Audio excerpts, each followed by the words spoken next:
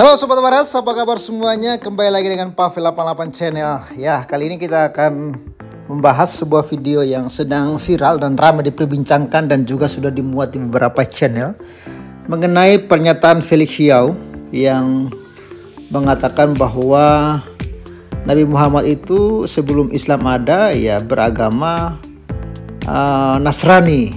Ya, agama Nasrani itu adalah sekte sesat di dalam kekristenan ya. Karena mereka itu mengakui ada tiga Tuhan, yaitu Tuhan Bapa, Tuhan Anak, dan Tuhan Ibu. Jadi Maria itu menurut Nasrani itu adalah Tuhan gitu. Lalu anak itu Tuhan, Bapa itu Tuhan. Jadi mereka mengenal ada tiga Tuhan. Itulah sekte sesat di dalam kekristenan pada waktu itu. Dan ternyata menurut Felix Xiao bahwa Nabi mereka Muhammad dulu itu beragama Nasrani sebelum Islam itu turun.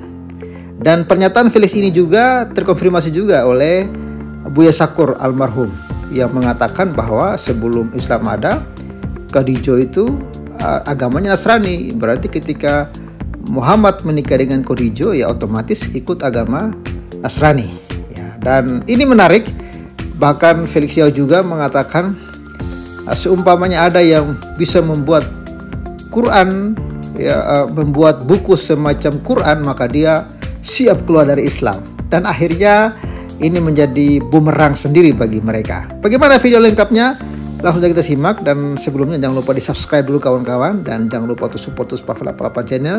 Kita akan terus menabur untuk mendukung pelayanan hamba Tuhan yang ada di pedesaan. Bagi Sobat Waras yang rindu saja ingin menabur, Anda bisa menabur melalui rekening yang ada di layar kaca. Thank you, God bless. Bener nggak apa-apa. Tuhan nggak mungkin milih orang yang salah. Betul. Berarti pada masa itu agamanya apa? Agamanya adalah waktu itu di Arab namanya masa fatroh, masa kekosongan. Karena yang terakhir sebelum Nabi Muhammad, by the way, ini ditanya sama orang-orang Indonesia, nggak banyak yang tahu. Anak-anak SMP SMA ditanya siapa Nabi sebelum Nabi Muhammad, gak ada yang tahu. Jawabannya sederhana, karena ini tahun 2025 Masehi. 2025 Masehi itu diambil dari Al-Masih, artinya Isa. Isa itu lahir tahun 1, dianggapnya gitu kalau mau gampangnya. Berarti Rasulullah itu lahir tahun 570 dan mendapatkan Islam. Quran tadi pertama turun 610 ketika beliau berumur 40 tahun. Berarti agama di masa itu masih agama Al-Masih. Jadi nabinya masih Nabi Isa. Dan nama agamanya? Nasrani. Nasrani dalam satu titik bagi yang lain sudah mengenal sebagai Kristen. Karena ada banyak yang terjadi dari tahun 1 sampai dengan tahun 600-an itu. Nah, 600-an itu kalau kita ambil latar geopolitiknya, Rasulullah itu berada di Mekah. Sebelah timurnya itu adalah kekuasaan Persia, penyembah api. Sebelah baratnya adalah kerajaan Bizantium, yaitu adalah pelanjut kekuasaan Romawi. Nah, Bizantium itu sudah beragama Kristen.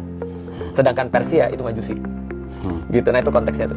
Oke. Barusan kita mendengar pertanyaan dari Panji bahwa Tuhan tidak mungkin pilih sembarang orang jadi nabi.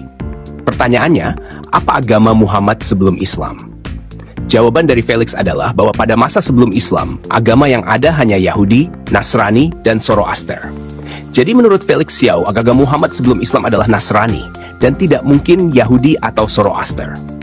Karena Felix bilang tadi, nabi terakhir adalah Isa, dan hanya orang Nasrani yang percaya Isa nabi. Kalau agama Muhammad sebelum jadi nabi adalah Nasrani, bukankah itu bertentangan dengan pernyataan Muslim yang mengajarkan Nabi Isa hanya diutus untuk orang Israel? Lalu kenapa Nabi Isa punya pengikut orang Arab, termasuk Muhammad? Dari sini juga kita lihat, jawaban dari Felix menguatkan kecurigaan dari Buya Syakur berikut. Saya mau berhipotesa, agama yang ada di zaman sebelum Nabi diangkat jadi Rasul, agama yang ada itu adalah Yahudi yang ada di Jazirah Arabia, di Mekah nih. Yang kedua Nasrani. Yang ketiga agama berhala. Kemudian ateis yang tidak bertuhan. Kemudian Majusi, minoritas penyembah api. Itu aja yang ada. Ketika Nabi mengawini Siti Khadijah, agamanya ini belum ada Islam kan? Nabi belum jadi Rasul ya. Nabi kawin Siti Khadijah umur berapa? 20. Nabi diangkat jadi Rasul umur berapa? 40. Berarti kan 15 tahun kemudian. Nabi Muhammad agamanya apa? Khadijah agamanya apa? Yang ada agama ini, Yahudi, Nasrani, kemudian berhala, ateis, dan Majusi. Kita lanjut ke pernyataan kedua dari Felix Xiao. Maka ketika aku cari di dalam Al-Quran, satu titik surat Al-Baqarah 23. Wa in kuntum fi raibim mimma nazzalna ala abdina fa'tu bi suratin min mithli. Dan ketika kalian tetap dalam keraguan dengan apa yang kami turunkan kepada hamba kami Muhammad, maka datangkan satu surat yang semacamnya. Aku bilang ini gila sih. Ini ada satu kitab, ya aku tahu ini klaim. Karena aku juga bilang pada Fatih Karim seperti itu. Apa yang membuat Al-Quran beda dengan yang lain? Yang lain juga ngeklaim. Tapi yang ini nantangin. Jadi ini satu-satu kitab yang ada challenge. Seolah-olah bilang gini, kalau kamu memang proud dengan akal kamu, atau kamu memang proud dengan apa yang kamu dapat selama ini, ayo datengin yang semacam dengan Al-Quran. Berarti ketika aku ngeliat itu, aku nggak tahu bahasa Arab dong mas. Dan karena itu aku dari tadi nggak pernah jelasin keistimewaan Al-Quran dalam bahasa Arab. Karena waktu itu aku juga nggak tahu tentang bahasa Arab. Tapi aku mikir gini, ini serius nih. Di kepalaku, fair. Kepalaku yang berpikir dengan fair adalah, oke, fair kalau aku menganggap bahwa kalau ini memang benar-benar sebuah tantangan, artinya kalau besok nanti aku bisa punya sesuatu yang sama dengan Al-Quran, berarti aku tinggal ninggalin agama Islam kan? Tapi kalau ini tantangan sudah dari zaman dulu, dan tantangan ini sudah pasti juga kepada orang Arab, karena ini turunnya pada orang Arab, harusnya orang Arab bisa dong. Kecuali kalau seluruh orang Arab berkonspirasi untuk terus kemudian, oke, kita iyain Muhammad yuk, biar kita jadi bangsa yang khusus nih di sini kan. Tapi itu kemungkinan kecil, karena mereka ternyata berantem juga kan gitu kan ya. Aku bilang, oke, minimal ini adalah sesuatu yang aku nggak temuin dalam kitab-kitab yang lain. Dan sampai sekarang aku mikir mas, andai kan ada yang bisa mendatangkan yang semacam dengan Al-Quran, aku keluar dari Islam gampang banget kok mas. Karena kan aku masuk Islam karena logik.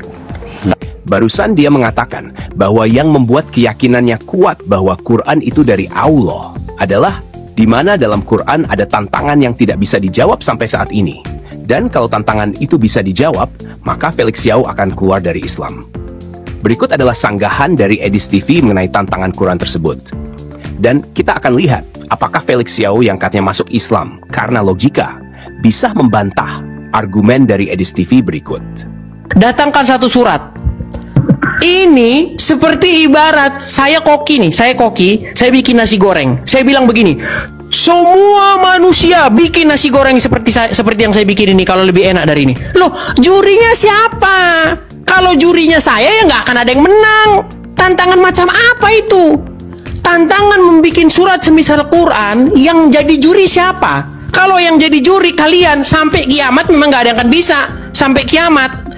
Makanya ini cuman kalian aja yang percaya dengan tantangan-tantangan lucu semacam ini. Saya juga bisa nih. Saya bikin kopi.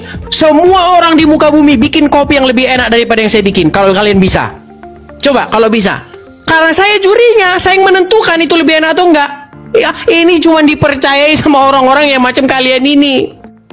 Barusan kita mendengar pernyataan dari Edis TV yang menanyakan logika dari tantangan tersebut. Pertanyaan Edis TV adalah, siapa yang menjadi juri untuk menentukan bahwa surah yang serupa Quran itu sudah tepat? Karena jika jurinya Muslim sendiri, tentunya penilainya tidak objektif. Pasti dia akan membela agamanya. Bagaimana kita bisa menemukan juri yang netral, yang tidak ada konflik kepentingan? Bahkan kalau Allah sendiri yang jadi jurinya, tetap saja tidak objektif.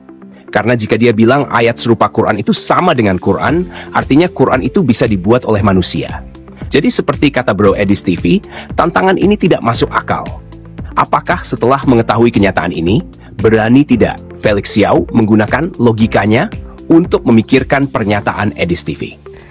Ya, sangat menarik bukan? Senggahan-senggahan yang disampaikan tadi oleh Bro Pil Pahit dan juga video-video yang ditampilkan baik dari Buya Sakur maupun Edis TV. Saya rasa ini sudah sangat-sangat menjelaskan.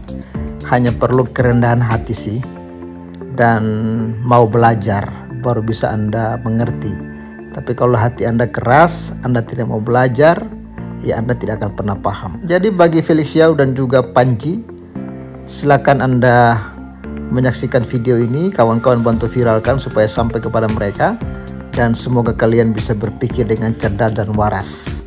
Ya, karena hanya itu cara supaya Anda bisa selamat. Kalau Anda tidak bisa berpikir dengan cerdas dan waras, ya Anda tidak akan bisa selamat. Anda akan terus hidup dan mempercayai sebuah ajaran tanpa Anda mempelajari apakah ini benar atau tidak. Gitu kawan-kawan. Oke, support terus Pavela 88 channel. Bye-bye.